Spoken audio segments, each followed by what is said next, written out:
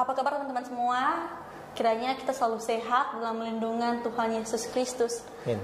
Senang sekali bersama saya Agnes selaku host di Pom Crystal Show edisi bulan April tahun 2023 pada saat ini. Dan kali ini untuk teman-teman ketahui, kita akan mengangkat tema mengenai pandangan gaya hidup anak muda Kristen di zaman sekarang. Wow, menarik sekali bukan? Nah, bersama saya telah hadir seorang pembicara kita yang super duper keren. Nah, beliau ini juga termasuk salah satu pembina Pomkris di Fakultas Hukum Universitas Tadulako. Nah, langsung saja kita perkenalan dulu. Halo Pak. Halo. Halo, apa kabar Pak? Puji Tuhan, sehat, baik. Ya, beliau ini sangat luar biasa. Untuk teman-teman ketahui, nama lengkap beliau yaitu Pak Yonatan Samuel Salam, SH.MH. Terkait tema kita pada saat ini, ada beberapa pertanyaan-pertanyaan simpel dari saya Pak mengenai tema yang kita angkat tentang gaya hidup anak muda Kristen di zaman sekarang. Apalagi kalau misalnya kita lihat sekarang ini, generasi-generasi sekarang ini sangat berbahaya menurut saya. Ya. Nah, langsung saja teman-teman kita bertanya tentang pertama, menurut Bapak, bagaimana kita sebagai anak muda Kristen dalam menyikapi atau menghadapi era gaya hidup sekarang ini? Karena untuk teman-teman ketahui, untuk Sulawesi Tengah sendiri itu mencapai angka tertinggi terkait dengan mental health. Jadi kita akan menanyakan mengenai pandangan dari Bapak selaku pembicara dan pembina Pomkris kita pada saat ini. Ya, shalom semuanya teman-teman yang menyaksikan program ini. Dan Agnes, puji Tuhan, bagaimana kabar Agnes? Puji Tuhan baik Pak. Nah, senang sekali untuk kesekian kalinya ya kita ada di program Pomkris Talk Show. Tadi temanya menarik tentang gaya hidup anak muda. Dan kemudian Agnes punya data bahwa ternyata di Sulawesi Tengah ini kasusnya tertinggi di seluruh Indonesia terkait isu mental health. Nah, kalau kita bicara permasalahan gaya hidup anak muda Kristen, terutama mungkin ya kita yang ada di Sulawesi Tengah, tentu itu ada faktor-faktor yang mempengaruhi bagaimana sikap, perilaku, gaya hidup, dan membentuk itu menjadi sebuah karakter yang mereka lakukan, yang mereka hidupi.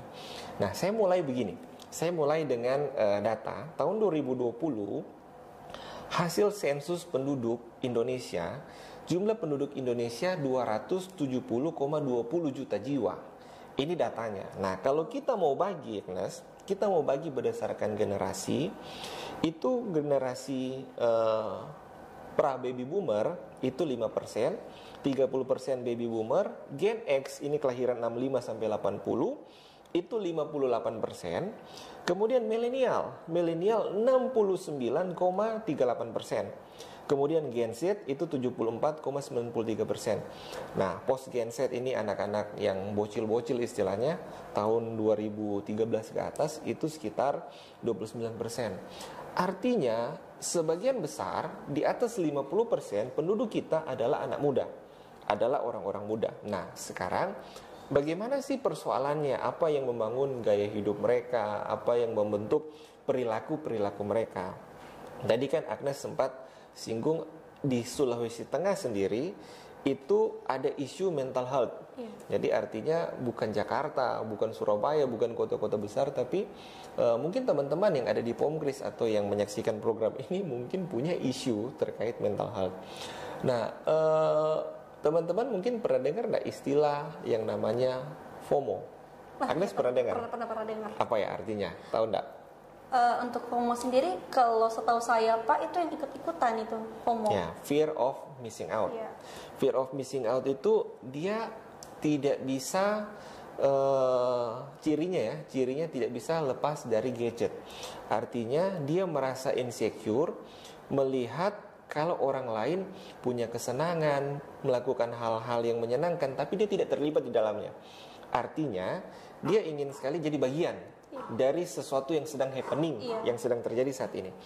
Nah, ini sebuah budaya baru karena kan kita kemarin dilanda COVID, otomatis kita lebih banyak di rumah, maka screen on time kita di layar handphone ini sangat tinggi.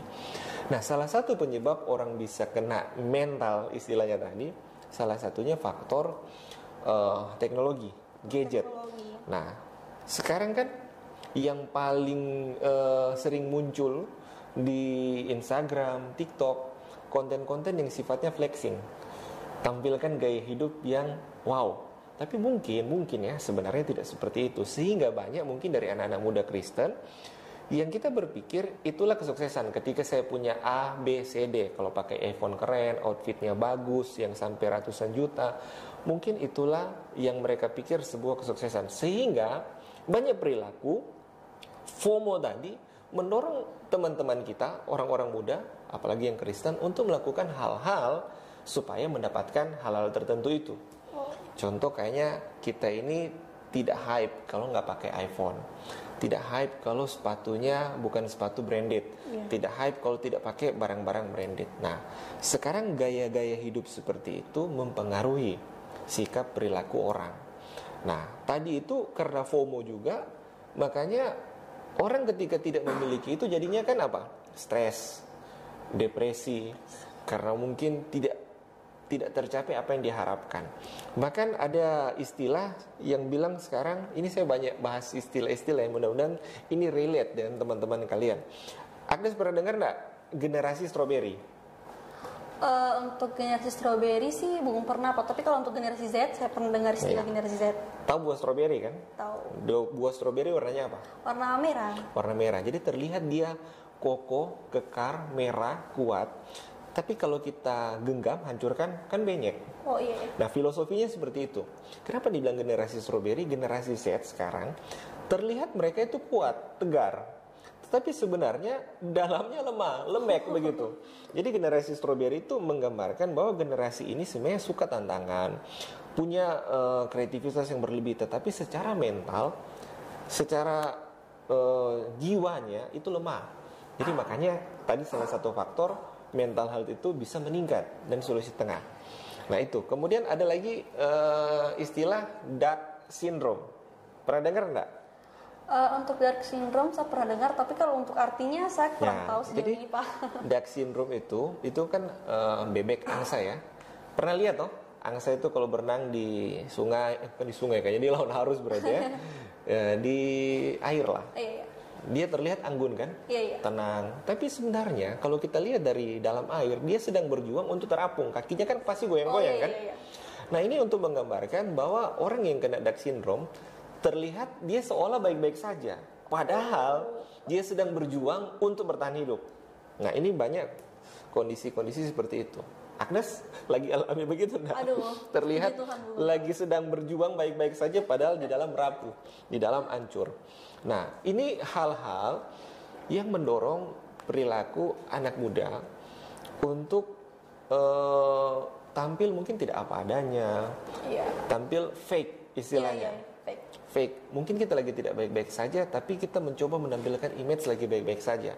Kita mungkin tidak mapan secara finansial, tapi mau menampilkan mapan secara finansial.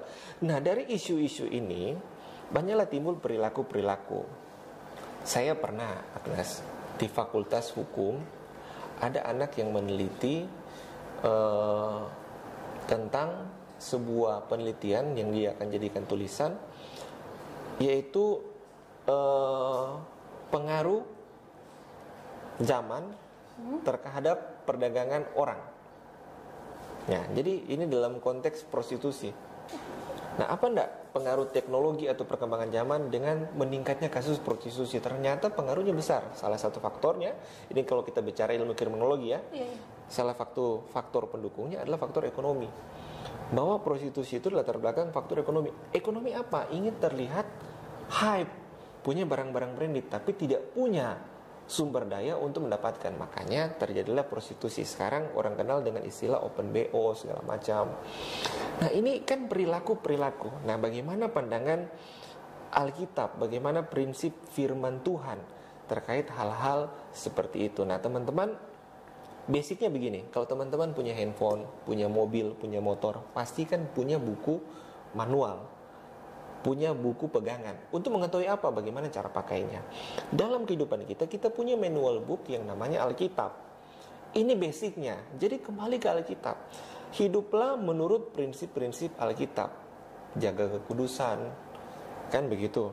Kemudian mungkin kalau kita lagi kena mental, lagi down secara mental health, ayo cari Tuhan. Masuk dalam persekutuan, baik di gereja maupun persekutuan-persekutuan di kampus. Lakukan hal-hal seperti itu, dekat dengan Tuhan. Intinya, jangan jauh dari komunitas yang sama-sama membackup kamu dari circle ya, circle-nya kamu yang mungkin seperti persekutuan doa, apalagi istilahnya pendalaman Alkitab, komunitas kampus, pomkris, kemudian komunitas-komunitas gereja. Jangan jauh dari hal-hal seperti itu, karena dengan siapa kita bergaul, kita akan jadi seperti itu. Firman Tuhan kan juga bilang pergaulan yang buruk merusak kebiasaan-kebiasaan yang baik. Jadi kayaknya kurang lebih itu dia tadi, Agnes. Saya sudah bicara tentang faktor-faktor bagaimana perilaku anak muda Kristen bisa mendorong terjadinya faktor-faktor menyimpang. Bahkan saya punya data yang agak ngeri. Ini dari survei dari Kesehatan Reproduksi Remaja, Badan Koordinasi Keluarga Berencana itu meneliti remaja Indonesia dari data penduduk tadi ya. Itu 62% itu sudah melakukan hubungan seksual di luar nikah. Nah, ini mungkin saya perlu mengkaji lebih dalam apa faktornya. Apakah peran gereja yang kurang, atau mungkin peran komunitas yang mungkin tidak efektif menjangkau. Tetapi ini fakta bahwa kita diperhadapkan dengan disintegrasi moral, bahwa moralitas di tengah-tengah generasi Gen Z ini mulai menurun. Jadi ini menjadi sebuah tantangan PR kita bersama. Sebagai anak-anak Tuhan, kita tahu kita dipanggil untuk menjadi serupa dengan Kristus. Serupa bukan hanya dalam gambarannya, tetapi juga di dalam kekudusannya. Makanya teman-teman Pomkris, teman-teman semua yang bergiat di dalam pelayanan dunia kampus, mulailah dari diri sendiri dulu. Hidup di dalam kekudusan, hidup dekat dengan Tuhan, punya persekutuan yang circle yang baik, yang saling membangun, saling mendorong, saling memperhatikan.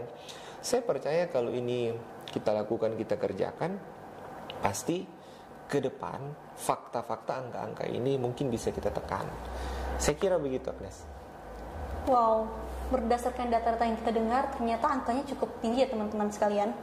Terus untuk menghadapi, menyikapi generasi Z atau generasi milenial sekarang ini, ternyata kita sebagai anak-anak muda Kristen harus hidup dalam kekudusan, harus hidup dalam Tuhan, punya circle yang baik, karena hal-hal seperti itu akan mempengaruhi diri kita sendiri.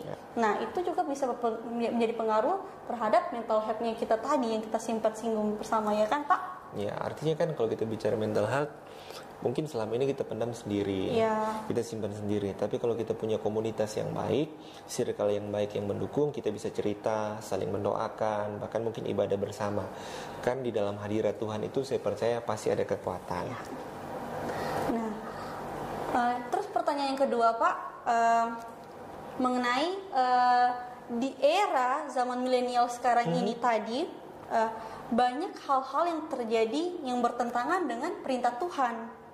Banyak pergaulan yang membuat tidak sedikit anak muda Kristen terpengaruh dan jatuh di dalam pergaulan-pergaulan tersebut. Nah, terkait dengan hal itu Pak, bagaimana caranya kita sebagai anak muda Kristen untuk menjadi terang dan bahkan dapat memberi pengaruh yang baik di dalam lingkungan yang menempatkan kita saat ini?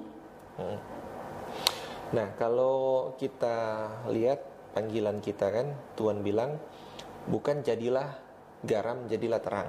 Tapi kan firman Tuhan katakan kamu adalah garam dunia, kamu adalah terang dunia.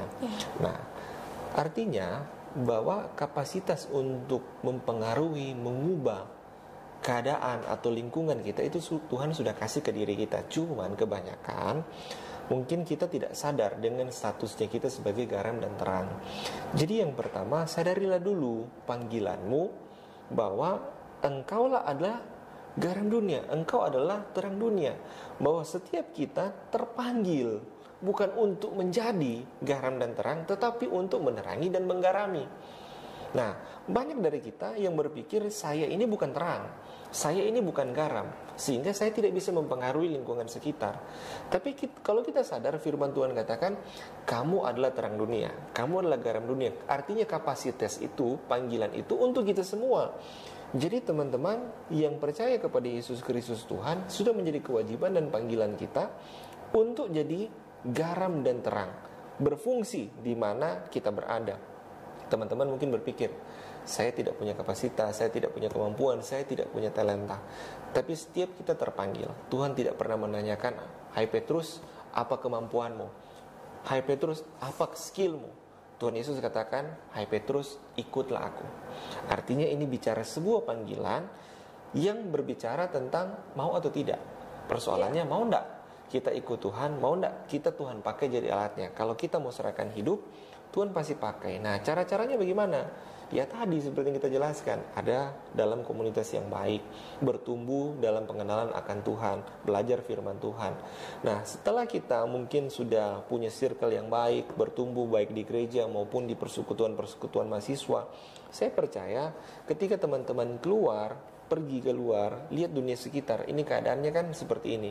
Kita tidak tahu, data itu yang kita sampaikan tadi bisa jadi itu ada di Fakultas Hukum, bisa jadi itu ada di Unpad. Nah, paling tidak kalian harus turun, sering-sering kongko-kongko dengan teman, tanyalah kabarnya. Apa kabar? Bagaimana? Sehat? Sudah makan? No? Cuman kebanyakan mungkin takut tanya, apa kabar? Sehat? Sudah makan? Ujung-ujung dibalas, aman bro, bisa pinjam uang bu. Nah, jadi kalau langkah-langkahnya, satu, sadari dulu panggilan kita. Kita dipanggil bukan untuk menjadi, tapi karena kita adalah garam dan terang, kita harus berfungsi di lingkungan sekitar kita. Kedua, mau untuk melangkah, mau untuk berubah. Karena setiap perubahan itu akan jadi perubahan kalau kita kerjakan. Kalau hanya jadi sebuah wacana, hanya jadi sebuah rencana, tidak akan jadi perubahan itu. Dan ingat baik, kita tidak bisa berubah, bertumbuh sendiri. Kita harus berubah, bertumbuh dalam sebuah komunitas, dalam sebuah kebersamaan. Karena kalau kita punya circle yang baik, teman-teman yang mengingatkan, memperhatikan, itu lebih mudah kita untuk survive apapun tantangan, masalah yang kita hadapi. Kalau kita punya circle yang baik, itu kita bisa lewati. Jadi teman-teman, langkah berikut yang ketiga, ada dalam komunitas yang baik, maupun seperti Pomkris ini, atau seperti persekutuan-persekutuan yang ada di gereja teman-teman, ada dalam komunitas, ada circle yang mendukung, bahasanya sekarang support system, punya support system yang mensupport kamu untuk jauh lebih baik, keluar dari hidup yang penuh dosa, keluar dari mungkin keterikatan. Karena kalau kita punya support system, pasti kita bisa. Tapi kalau kita pendam sendiri, simpan sendiri, wah itu yang repot. Wah repot kalau misalnya simpan sendiri, pendam sendiri, terus nanti tiba-tiba kena mental health. Ya, karena begini, Agnes, mental health itu pengaruh. Kalau teman-teman lihat juga data selanjutnya, angka bunuh diri ini pengaruh loh. Karena banyak orang di masa pandemi kemarin, banyak orang ambil jalan pintas bunuh diri. Salah satu pemicu trigger awalnya dari mental health. Makanya penting sekali kita tertanam ada di komunitas yang benar, ada di dalam Tuhan. Berarti Pak, tentang komunitas yang benar, circle yang baik itu sangat berpengaruh sekali terhadap kita anak muda Kristen sekarang ini. Oh, baik, terima kasih Pak. Terus yang ketiga Pak, selaku pembina dan dosen di Fakultas Hukum, khususnya di Pomkris, menurut Bapak, bagaimana cara kita membangun pola pikir anak muda Kristen, khususnya mahasiswa hukum yang mempunyai integritas di dalam dan di luar akademik? Ya, menarik ini ya. Iya, tentu wadah Pomkris ini dibuat begini, bahwa Pomkris ini bukan hanya ada untuk sekedar sebuah rutinitas, tapi filosofinya bahwa mendampingi teman-teman yang kuliah di Fakultas Hukum supaya bukan teman-teman hanya kaya secara intelektual, mengetahui pengetahuan yang baik, tetapi juga punya karakter dan takut akan Tuhan. Saya percaya teman-teman punya gereja masing-masing, tetapi di kampus teman-teman punya komunitas pelayanan oikumene yang namanya Pomkris. Nah, ada banyak tantangan-tantangan yang kita hadapi. Nah, pesan saya buat teman-teman Pomkris, mulailah punya komunitas. Saya kembali ke komunitas, Agnes, karena buat saya begini. Saya pernah di Pomkris, saya pernah jadi mahasiswa, dan struggle-nya mahasiswa, persoalan kuliah, persoalan percintaan di kampus, persoalan pergaulan. Nah, circle-nya kita itu kan otomatis teman-teman kampus. Iya. Nah, tempat kita cerita, tempat kita bergaul kan sesama kita teman-teman mahasiswa. Nah, untuk itu pesan saya untuk teman-teman mahasiswa, tertanamlah dalam komunitas yang baik. Dan ketika teman-teman tertanam di situ, belajarlah bertumbuh dalam pengenalan akan Tuhan. Misalnya bersekutu bersama, pendalaman Alkitab bersama, memuji menyembah Tuhan bersama. Nah, ini hal-hal yang basic sebenarnya, hal-hal yang dasar. Tetapi ini sangat berpengaruh untuk membantu kita ada di track yang benar, ada di jalan yang benar. Karena dengan siapa kita bergaul itu akan menentukan seperti apa kita ke depannya. Kalau teman-teman mau lihat siapa kita mungkin 5-10 tahun ke depan, lihat circle-mu, lihat pergaulanmu. Kan orang bijak bilang bergaul dengan orang sukses akan menjadi sukses. Nah, jadi kalau kita punya circle, perkumpulan, support system yang mungkin juga tidak saling membangun, ya maaf, bisa jadi mengancam masa depan kita. Nah, jadi hal-hal yang basic tadi, baca Alkitab, bersekutu dengan Tuhan, memuji menyembah Tuhan, ikut komunitas, KTB, apalah namanya yang kalian buat, itu berpengaruh. Dan itu sangat menolong. Contohnya saya pernah lewati season itu, saya pernah lewati musim itu. Bukan hanya bicara juga kita pengalaman dengan Tuhan, di situ saling menguatkan, tapi kan di situ juga ada senior, ada kakak-kakak, bagaimana hadapi dosen ini, bagaimana hadapi situasi ini ketika mau ujian, dan itu bisa sangat membantu.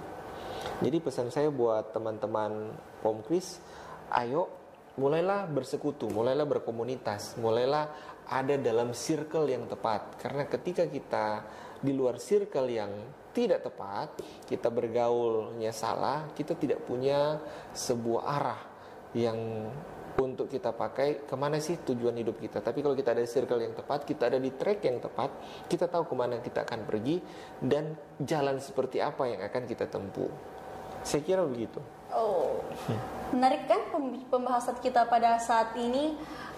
Saya berharap semoga dari pembahasan saya bersama Pak Yonatan pada saat ini, mungkin teman-teman yang lain bisa mengambil pelajaran, karena ini menurut saya apa yang disampaikan oleh Pak Yonatan sangat membantu kita, khususnya kita sebagai anak muda Kristen di dalam kampus ataupun di luar kampus.